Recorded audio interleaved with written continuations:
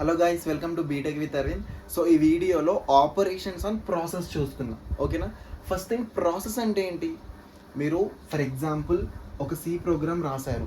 ఓకేనా? ఎగ్జిక్యూట్ చేయాలనుకుంటున్నారు. ఎగ్జిక్యూట్ చేయాలంటే ఖచ్చితంగా కంపైల్ అవ్వాలి, స్టోర్ అవ్వాలి, సి ప్రోగ్రామ్నే స్టోర్ అవ్వాలి. సో మీరు ఇది సేవ్ చేసినప్పుడు హార్డ్ డిస్క్లో స్టోర్ అవుతుంది. ఓకేనా? హార్డ్ డిస్క్లో స్టోర్ అవుతుంది. అంటే హార్డ్ డిస్క్ అంటే ఏంటి? Secondary memory. ఓకేనా? ఈ హార్డ్ డిస్క్లోనే కంపైల్ కూడా అవుతుంది. ఓకేనా? కంపైల్ కూడా అవుతుంది. ఈ సి ప్రోగ్రామ్ హార్డ్ డిస్క్లోనే కంపైలేషన్ కూడా అవుతుంది. కానీ ఎప్పుడైతే ఈ సి ప్రోగ్రామ్ ఎగ్జిక్యూట్ అవ్వాలనుకుంటుందో, కంపైలేషన్ వేరు, ఎగ్జిక్యూషన్ వేరు. ఓకేనా? ఎగ్జిక్యూట్ అవ్వాలనుకుంటుందో అప్పుడు మనకి ఆపరేటింగ్ సిస్టమ్ ఏం చేస్తుంది అంటే ఈ కంపైల్ అయిన సి ప్రోగ్రామ్ని మనకి మెయిన్ మెమొరీలోకి చేస్తుంది. ఓకేనా? మెయిన్ మెమొరీ అంటే ఏంటిది? ర్యామ్. ఓకేనా? మెయిన్ మెమరీ అంటే ర్యామ్, హార్డ్ డిస్క్ అంటే సెకండరీ మెమరీ. సో ఈ కంపైలేషన్ అయిన ప్రోగ్రామ్ని ఆపరేటింగ్ సిస్టమ్ మనకి ఏం చేస్తుంది అంటే మెయిన్ మెమరీలోకి తెస్తుంది. ఈ మెయిన్ మెమరీలోకి తెచ్చాక సిపియు అనేది ఎగ్జిక్యూట్ చేస్తుంది. ఓకేనా?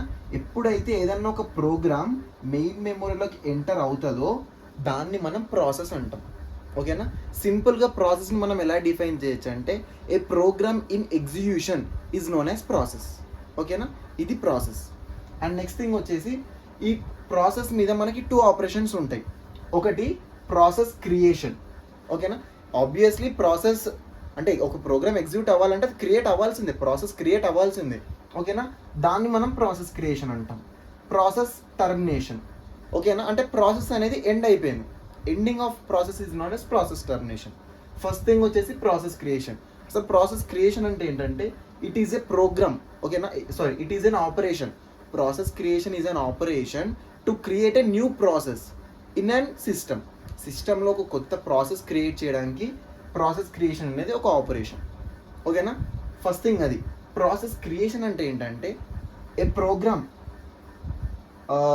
ఏ program resides in hard disk while it's in compilation. ఓకేనా? ఎప్పుడైతే ఒక ప్రోగ్రామ్ హార్డ్ డిస్క్ నుంచి మెయిన్ మెమరీలోకి వెళ్తుందో, ఓకేనా, అప్పుడు ప్రాసెస్ అనేది క్రియేట్ అవుతుంది.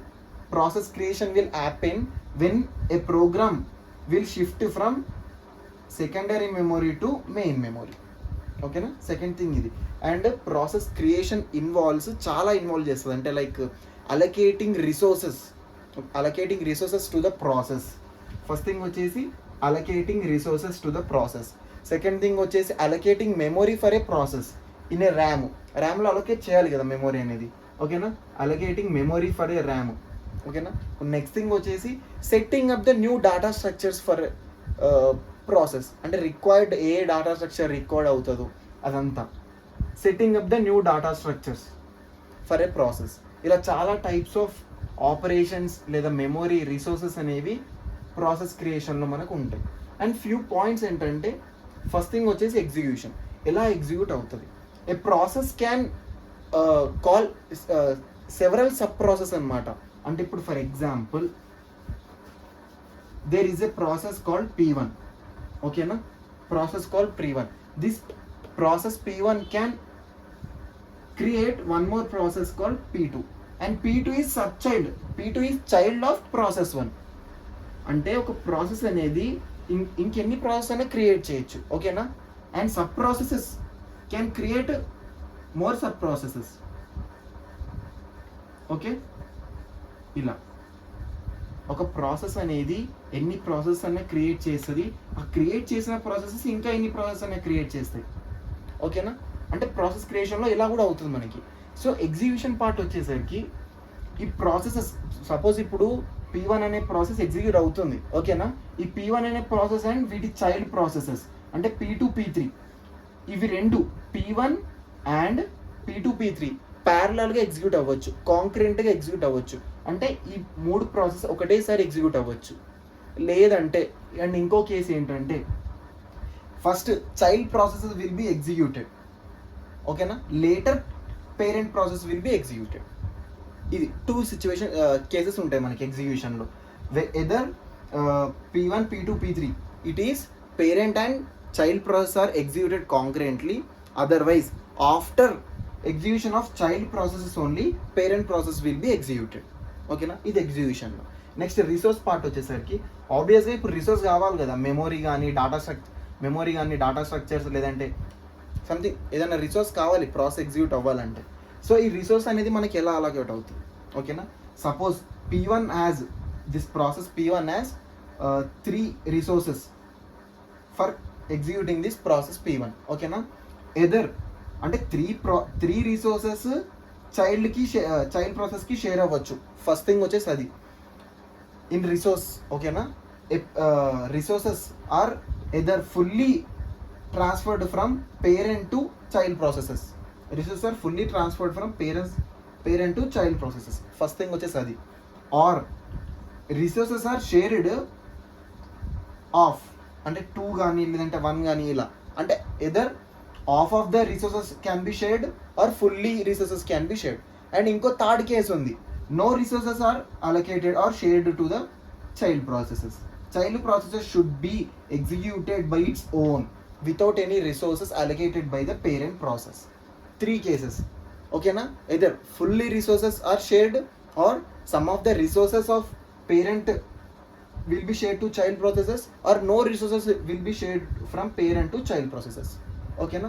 ఇది వచ్చేసి ఇప్పుడు నెక్స్ట్ థింగ్ వచ్చేసి క్రియేషన్ ఆఫ్ సబ్ ప్రాసెస్, ఓకేనా. అంటే క్రియేషన్ ఆఫ్ సబ్ ప్రాసెసెస్, దీన్ని మనం ఎలా అనొచ్చు అంటే అడ్రస్ స్పేస్ ఆఫ్ చైల్డ్ అని కూడా అనొచ్చు, చైల్డ్ ప్రాసెస్ అని కూడా అనొచ్చు. ఇందులో వచ్చేసి ఫస్ట్ థింగ్ వచ్చేసి డూప్లికేట్ ఏంటంటే సేమ్, ఓకేనా. Parent process will be exact, child process will be exact copy of parent process, okay na. This P2 will be the duplicate of its parent process, P3 will be the duplicate of its parent process, P6 P7 will be the duplicate of its P3 process. Duplicate ఎలా అవుతుంది అంటే ఇప్పుడు నార్మల్గా ఒక C ప్రోగ్రామ్లో మీరు nested for loops రాశారు. Nested for loops అంటే inner for loop full execute అయ్యాకే అవుటర్ ఫర్ లూప్ వస్తుంది, అది ఎగ్జిక్యూషన్ పార్ట్, ఓకేనా. ఇప్పుడు మనకి అవుటర్ ఫర్ లూప్లో ఉన్న ఇంట్ అంటే ఇంట్ I = 1 ఆ వాల్యూ అనేది నువ్వు ఇన్నర్ ఫర్ లూప్లో వాడుతున్నావుగా, అది రిసోర్స్, ఓకేనా. ఇప్పుడు డూప్లికేట్ అంటే ఏంటంటే ఇప్పుడు అవుటర్ ఫర్ లూప్లో ఏ కండిషన్ ఉంది, ఇన్నర్ ఫర్ లూప్లో అదే కండిషన్ ఉంటే అది డూప్లికేషన్ ఆఫ్ ప్రాసెస్, ఓకేనా. అండ్ ఈ డూప్లికేషన్ ఎలా అవుతుంది of any process, fork system call, ఓకేనా. Duplication of any process of its parent process will be done by fork system call. Fork అనేది ఒక యూనిక్స్ సిస్టమ్ కాల్, ఓకేనా. ఈ ఫార్క్ అనే సిస్టమ్ కాల్ ద్వారా మనము ఈ చైల్డ్ ప్రాసెస్ అనేది డూప్లికేట్ ఆఫ్ పేరెంట్ ప్రాసెస్ చేయొచ్చు, దట్ ఈస్ 1. అండ్ నెక్స్ట్ థింగ్ వచ్చేసి new process. It means EXE ఈ సిస్టమ్ కాల్తో EXEC సిస్టమ్ కాల్తో డూప్లికేట్ కాదు, ఓకేనా. This process is again a new process on the సిస్టంలో ఇంకో కొత్త new process. A child process is a new process in system again, ఓకేనా. అంటే కొత్త సిస్టంలో కొత్త ప్రాసెస్ అనమాట, అంటే పేరెంట్ సంబంధం ఉండదు, కానీ చైల్డ్ ప్రాసెస్ ఎగ్జిక్యూట్ అయ్యాకే పేరెంట్ ఎగ్జిక్యూట్ అవుతుంది. సో ఇది ప్రాసెస్ క్రియేషన్, ఓకేనా. ప్రాసెస్ క్రియేషన్ డయాగ్రామ్ చూసుకున్నాం, ఓకేనా. దిస్ ఫార్ ఫంక్షన్ ఏం చేస్తుంది, it creates duplicate of the parent process, ఓకేనా. అంటే duplicate of parent process will be created with the fork function. Or else child అంటే మీరు సపోజ్ చైల్డ్ ప్రాసెస్ ఇంకోటి కొత్తగా చేయాలనుకుంటే EXEC అనే సిస్టమ్ కాల్ ఏం చేస్తుంది, it will replace the current process with a new process. అంటే రిప్లేస్ చేస్తుంది కదా కొత్త process, child process, it will replace the current process with a new process, ఓకేనా. After child process is created, fork ఫంక్షన్తో కాకుండా EXE ఫంక్షన్తో అయినప్పుడు ఈ చైల్డ్ ప్రాసెస్ ఏమవుతుంది, after executing child process it will be exited అంటే టర్మినేట్ అయిపోద్ది. ఎగ్జిట్కి మనం వాడేది ఫంక్షన్ ఏంటంటే ఎగ్జిట్ ఆఫ్ జీరో అన్న ఈ సిస్టమ్ కాల్ వాడితే ప్రాసెస్ అనేది కిల్ అయిపోతుంది, టర్మినేట్ అయిపోతుంది, ఓకేనా.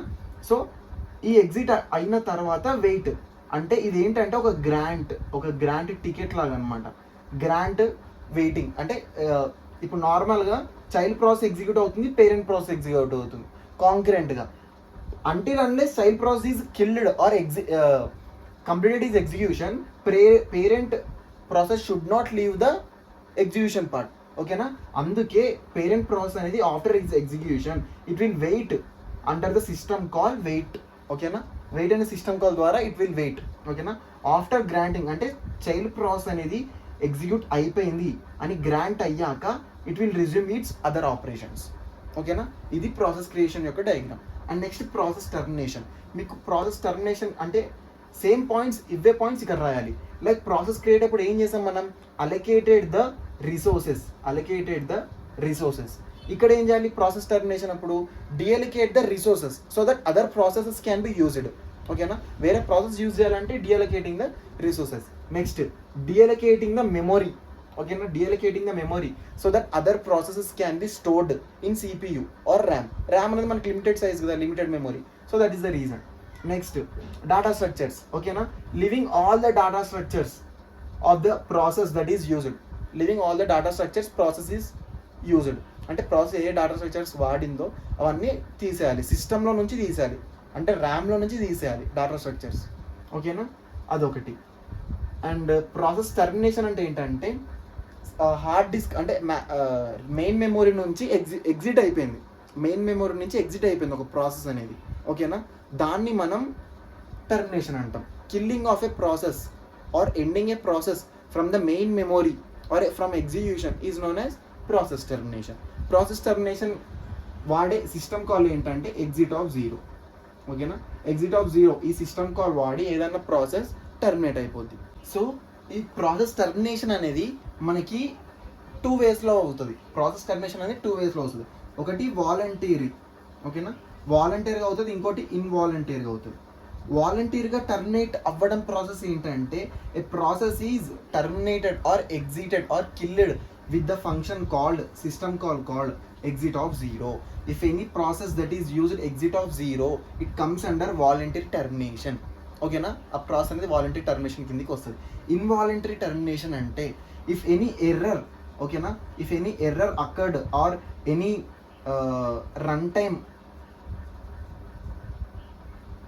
Error occurred or any interrupt like current పోవడం కానీ, any interrupt error, run time errors లేంటి ఇంటరప్ట్స్, ఇలా ఏదన్నా ఎర్రర్ వచ్చి ప్రాసెస్ అనేది టర్మినేట్ ఆర్ కిల్ అవుతే దాన్ని ఇన్వాలంటరీ టర్మినేషన్ అంటాం. ఓకేనా, సో థ్యాంక్ యూ.